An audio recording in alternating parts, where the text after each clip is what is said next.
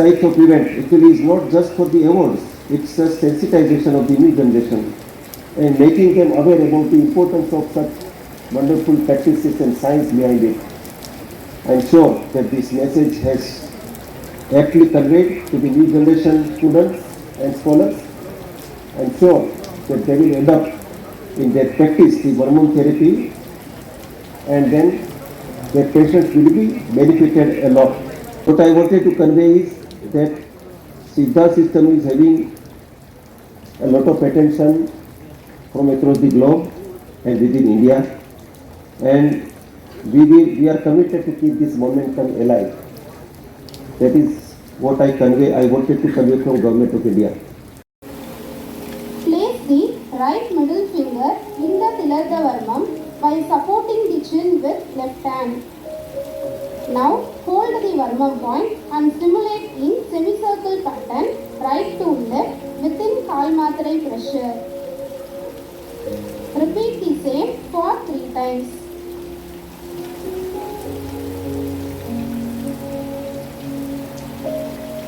Come back to position.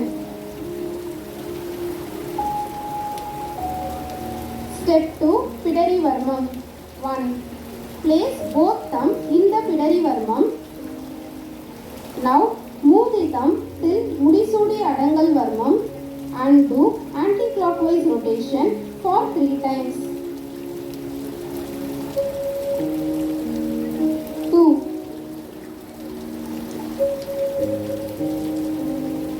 3. Come back to your position. Step 3, Nakshatra Varmam.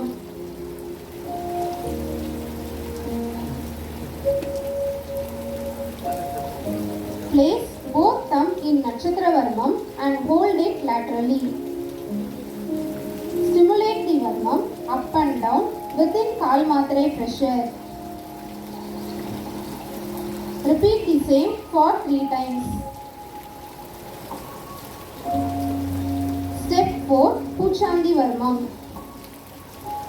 Place both thumbs in Puchandi Varmam and hold it upwards. Now slowly do 3 clockwise and anti-clockwise rotation within Kalmatrai pressure. Let's move to step 5, Minvetti Varmam. Thank you everyone. Yes, it did look very elegant. I also agree.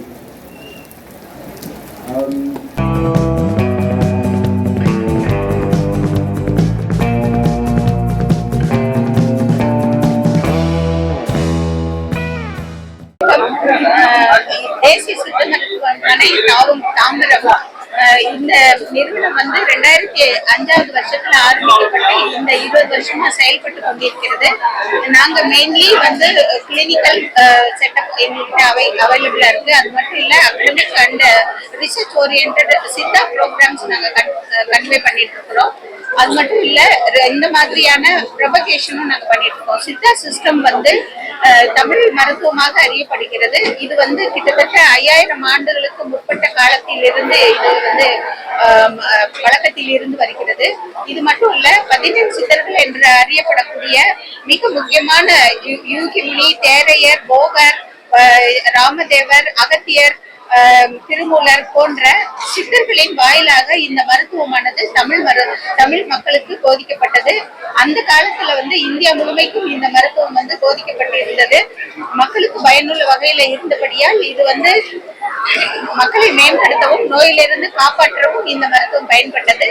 தற்போது இந்த மாதிரியான சேலஞ்சிங்கான கண்டிஷன்ஸ்ல நம்ம allopathy மருத்துவத்திற்கு மாற்று முறையாக ஆயுஷ் மருத்துவத்துறை விளங்குகிறது.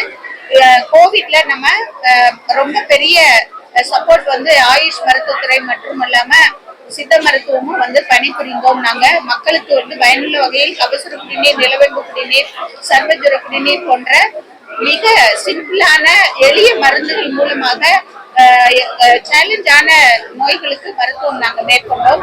அதே போல இந்த மருத்துவத்தை உலகம் முழுக்கும் பரப்பும் விதமாக இந்த சித்த மருத்துவர்கள் அனைவரும் ஒன்றிணைந்து இன்றைக்கு 1110 பேர் இந்த கின்னஸ் வேர்ல்ட் ரெக்கார்ட்ல பங்கு பெற்றிருக்கிறார்கள். இந்த வர்ம மருத்துவ முறையானது சித்த மருத்துவத்திற்கே உரியதானது. இதனுடைய ஓல்டு டிரான்ஸ்கிரிப்ஷன்ஸ் என்று சொல்லப்படக்கூடிய பழைய ஓலைச்சுவடிகள் எல்லாமே தமிழ் மொழியில தான் இருக்குது. அது பார்வதி கேசவரம் என்ற போன்ற நூல்கள் காப்பர் செப்பேடுகள் போன்ற பழைய மேனுஸ்கிரிப்ட்ஸ் தமிழ்நாட்டுல இருக்கக்கூடிய கன்னியாகுமரி மற்றும் அதை சார்ந்த ஏரியாக்கள்ல இது கிடைச்சிருக்குது. அது மட்டும் இல்ல, நமக்கு எல்லாருக்குமே தெரியும், கேரளா மற்றும் கன்னியாகுமரி ஏரியால இந்த மாதிரியான வர்ம தடவல் முறைகள் மிக பிரபலமாக அறியப்படுகிறது. இதை முக்கியமா இப்போ சிகிச்சை முறைக்காக நாங்க அறிவியல் பூர்வமாக எடுத்துட்டு வந்துட்டு இருக்கிறோம். இதுல எப்படிப்பட்ட நோய்கள்லாம் தீர்க்க முடியும் அப்படின்னா, நரம்பியல் சம்பந்தமான சிக்கலான நரம்பியல் சம்பந்தமான நோய்கள், எலும்பு மற்றும் மூட்டு சம்பந்தமான நோய்கள், தசை சம்பந்தமான நோய்கள். இதற்கான அலோபதி மருத்துவ முறையில் அது ரொம்ப சேலஞ்சா இருக்குது. அதனால சித்த மருத்துவ முறையில இந்த வர்மத்துல நம்ம சிகிச்சை முறையில நாங்க கடைபிடித்துக் கொண்டிருக்கிறோம். முக்கியமா இது நான் இன்வேசிவ், அதாவது எந்த மருந்தும் இதுக்கு தேவைப்படாது. வெறுமனே கைகளால் நம்மளோட உடலில் ஓடிக்கொண்டிருக்கக்கூடிய உயிர் சக்தியை பேலன்ஸ் பண்றதுதான், சமநிலைப்படுத்துவதுதான் இந்த வர்ம தடவல் முறை மற்றும் வர்ம சிகிச்சை முறை. இந்த உயிர் சக்தியை 10 பிராணங்கள், தசநாடிகள் என்று சொல்லக்கூடிய பிராணங்கள், முக்குற்றங்கள், அது மட்டும் இல்ல உடலில் இருக்கக்கூடிய ஐம்பூதங்களின் கூறுகளை நம்ம ஈக்குவலைஸ் பண்றோம், நியூட்ரலைஸ் பண்றோம். அறிவியல் பூர்வமா சொல்றதா இருந்தா, இந்த நம்மளோட எலக்ட்ரோ மேக்னெட்டிக் ஃபீல்டு நம்ம உடம்புல இருக்குது. அதுக்கு காரணமான கண்டக்ஷன், நியூரோ டிரான்ஸ்மிட்டர்ஸ் இதெல்லாம் இருக்குது. அதற்கு காரணமான வேதிப்பொருட்களை சமநிலைப்படுத்தவும், உடம்புல இருக்கக்கூடிய அந்த ஃப்ரீ ரேடிக்கல்ஸ் சொல்லக்கூடிய அந்த கழிவு பொருட்களை நீக்கவும், உடம்பை புத்துணர்ச்சியாக ஆக்கவும், நோய்களை தீர்க்கவும் இந்த வர்ம சிகிச்சை முறை நாங்க எடுத்துட்டு வந்துட்டு இருக்கிறோம். இத அறிவியல் பூர்வமா இப்ப கொண்டுட்டு வந்துட்டு இருக்கிறோம். அது எங்க இதுவரைக்கும் இது மரபு சார்ந்த மருத்துவர்களால் பாரம்பரியமாக பயன்படுத்தப்பட்டு வந்தது. இப்போது தேசிய சித்த மருத்துவ நிறுவனம் இந்த வர்ம முறையை அறிவியல் பூர்வமாக இது எவ்வாறு வேலை செய்கிறது என்று அதை ஆராய்ச்சி பூர்வமாக எடுத்து செய்து கொண்டிருக்கிறோம்.